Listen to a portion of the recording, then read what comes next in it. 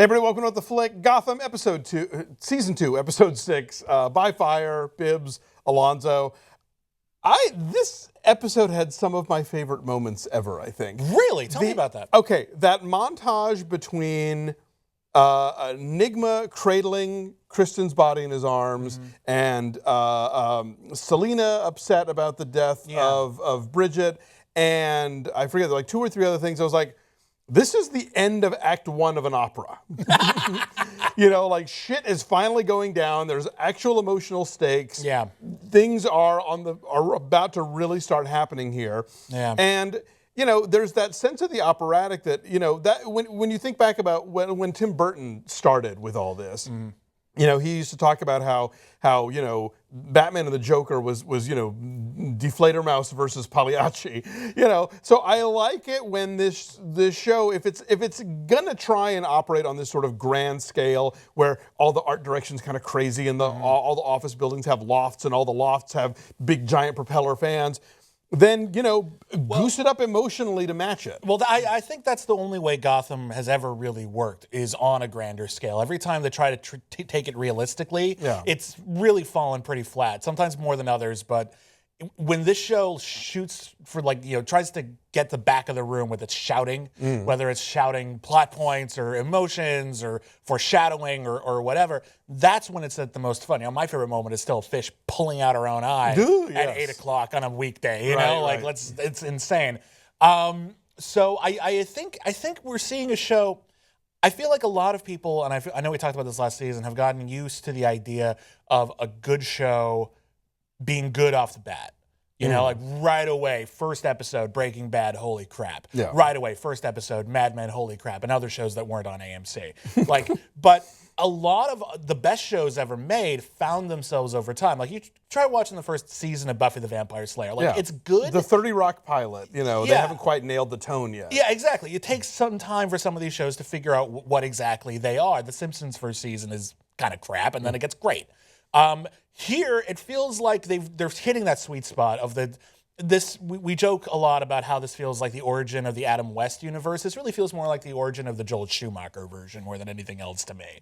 It's just so big and flashy and kind of dumb. And I don't care because, well, sometimes I care, but usually I don't care because it's fun and it's engaging in that, you're right, in that exactly manic way. This is, I think, maybe the first time I finally took Selena seriously as a character. I kind of like what we're doing with her this season. Yeah, because for a long time I kind of felt like she was this sort of almost kind of Shirley Temple urchin of the streets. You know, you can't get me, Kappa. I'm the queen of the alleyways. She could have played Shirley Temple, actually. It would have been a pretty good casting. She's got the hair. She can dance, too. But this, I think, we're actually kind of, this felt a little more rooted in what is it like when you have spent your life living on the streets and sort of whisking in and out of the criminal underworld and that kind of thing. And I felt like her friendship with Bridget, even though it had never been mentioned before, I bought it. And I felt the real emotional consequences of that death, even though Gordon did do as much as he could, as much as he was allowed to do by the commish, and that still, you know, that wasn't enough, and she's going to blame him for that. Well, I like that when we first met Selena on this show, she was already kind of fully formed. Like, if she had just put on a cat costume, she could have been like Cat Girl to start with, and it would have been fine. What they actually did was they sort of backtracked her, and they gave her people to lose. They gave her Bruce, who is now like alien to her. She tried to reach out, and it's not going to happen. They gave her really rushed. They gave her Ivy, but they were never that close. They gave her Fish, even though they gave her off camera and then killed her the next episode. But, and now she's alone, and she's seeing other people who are even worse off than she is, and she herself is becoming a patron saint of the leftovers, to harken back to the Doctor Who review.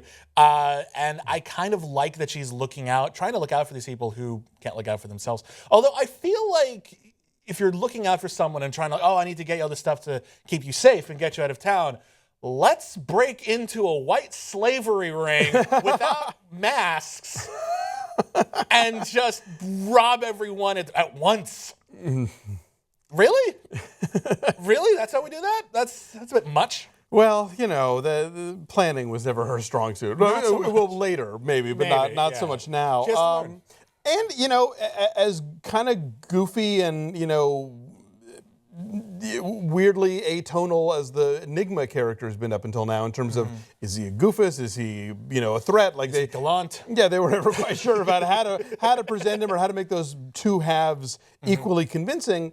That it is genuinely tragic when he kills her. It is, and we were talking about how they had very, very specifically set up the fact that Kringle liked strong men and liked men who were genuinely bad for her. Yeah, and she even mentioned it this episode in the conversation with... Just to re-clarify. Yeah. Just in case you missed it. And so that gives him a moment, it's like, well, maybe she'll like that I killed her ex-boyfriend. And he's like, oh, they didn't play. Oh, so sorry. Snap.